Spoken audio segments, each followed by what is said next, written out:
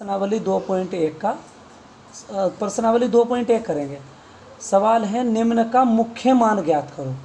तो मुख्य मान ज्ञात करने का तरीका, पहला सवाल हमें क्या मिला है, साइन इनवर्स -1/2। तो बेटा देखो साइन इनवर्स माइनस, अब हमें पता करना है कि 1/2 साइन में किसका मान होता है।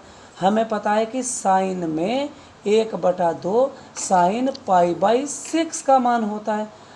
ठीक है बेटा, तो साइन इनवर्स माइनस साइन π/6। अब हमें ये माइनस हटाना है।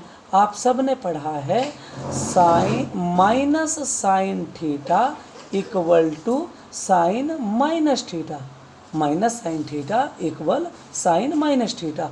तो हम क्या लिख लेंगे, sine inverse sine minus π/6, sine से साइन कैंसिल हो गया, माइनस π/6, यानी कि साइन इनवर्स -1/2 का जो मुख्य मान हुआ वो हुआ -π/6।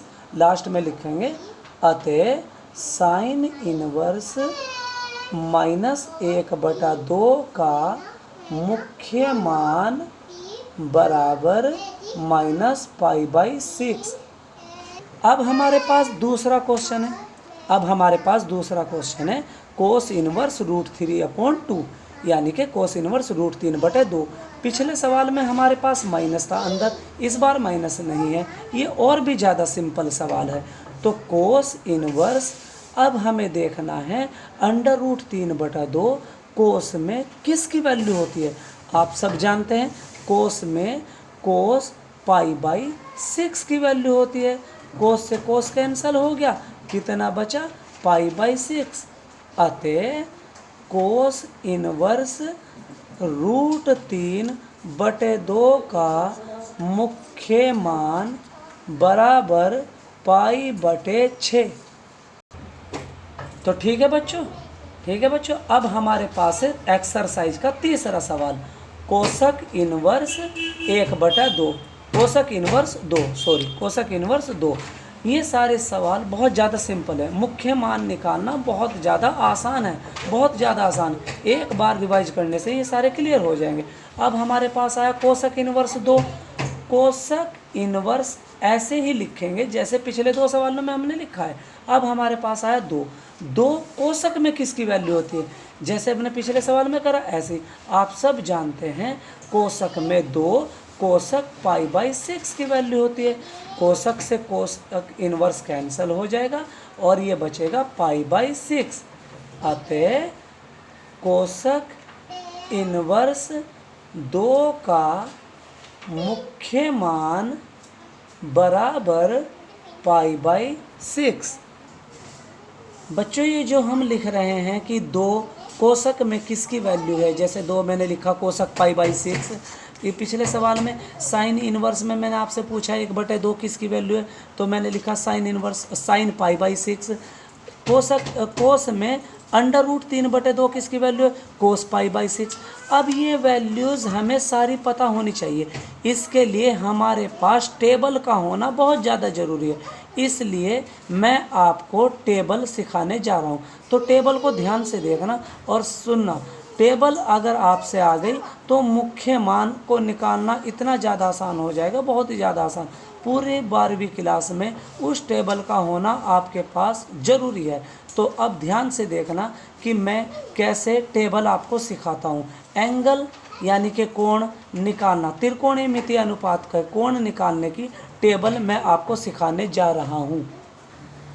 तो बच्चों जैसे मैंने कहा था कि मैं अभी आपको टेबल बनाने सिखाऊंगा। देखो बच्चों, त्रिकोणमितीय अनुपात 6 प्रकार के होते हैं। त्रिकोणमितीय अनुपात 6 प्रकार के होते हैं, साइन, कोस, टैन, कोट।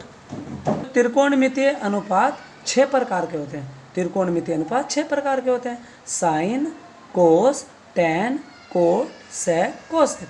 बस आपको केवल साइन की वैल्यू याद करनी है। अगर आपने साइन की वैल्यू याद कर ली तो 6 के 6 त्रिकोणमितीय अनुपात की वैल्यू आपको याद करने की ज़रूरत ही नहीं है। जैसे साइन 0 की वैल्यू 0, साइन π/6 1/2, sin π/4 1/√2, sin 60 की वैल्यू कितनी होगी √3/2 और sin 90 की वैल्यू 1। सिर्फ आपको केवल आपको साइन की वैल्यू याद करने की ज़रूरत है। अब बाकी वैल्यू याद करने की ज़रूरत क्यों नहीं है।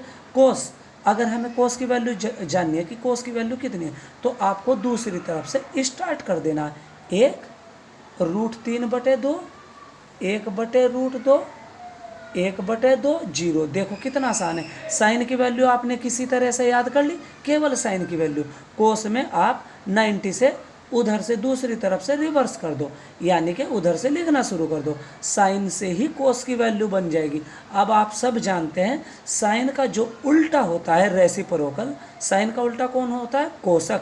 तो 0 का उल्टा हमारा क्या हो जाएगा अनंत। अब हम साइन से कोसक बनाने जा रहे हैं। साइन 0 का उल्टा क्या होता है बेटो अनंत। 1/2 का उल्टा क्या होता है 2। 1/√2 का उल्टा क्या होता है √2।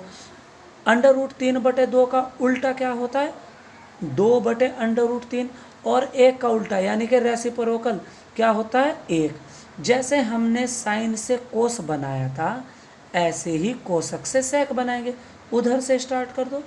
1, 2/√3, √2, 2 और अनंत। हमें टेबल बनाते वक्त केवल साइन की वैल्यू ज्ञात करनी। साइन की वैल्यू अगर हमने याद कर ली तो कोस की वैल्यू याद करना इतना आसान है। टेन की, कोट की, सेक, कोसक सब की वैल्यू हमें आसानी से याद हो जाएगी। हमने साइन की वैल्यू कैसे करी, साइन 0 की 0, साइन 30 की 1/2, साइन π/4 की 1/√2, साइन π/3 की √3/2 और साइन 90 की 1। साइन की वैल्यू आपको याद करनी ही पड़ेगी। साइन से हमने निकाल दिया कोस उधर से शुरू करके। साइन का उल्टा क्या होता है कोसक, इसे हमने पलट के लिख दिया, जिसे हम कहते हैं रेसिप्रोकल। और कोस का अगर हम पलट के लिख दें तो कोस से क्या बन जाएगा सेक, क्योंकि कोस का उल्टा सेक होता है। अब टेन की वैल्यू आएगी। आप जानते हैं कि टेन जो होता है वो होता है साइन बटे कोस। तो टेन की वैल्यू निकालते हैं।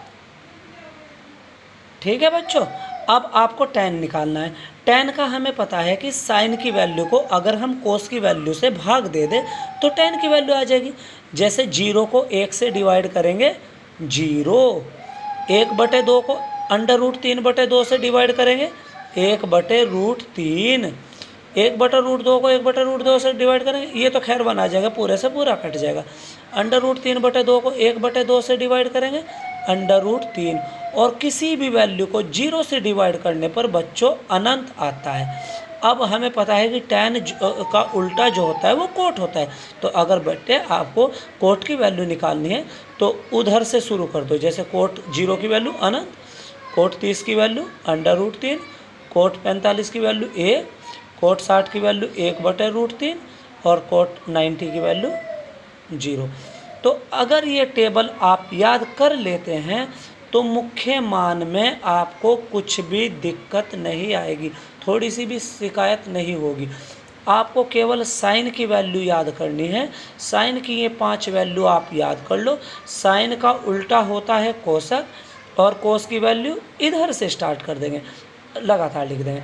टेन की वैल्यू कैसे निकलेगी, साइन की वैल्यू को कोस की वैल्यू से डिवाइड करके। कोट की वैल्यू कैसे निकलेगी, टेन इधर से स्टार्ट कर दो, कोट निकल जाएगा।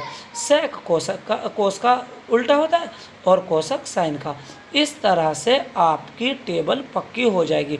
अब हम मुख्य मान जो है हमारे एक्सरसाइज के बाकी सवाल वो नेक्स्ट वीडियो में देखेंगे।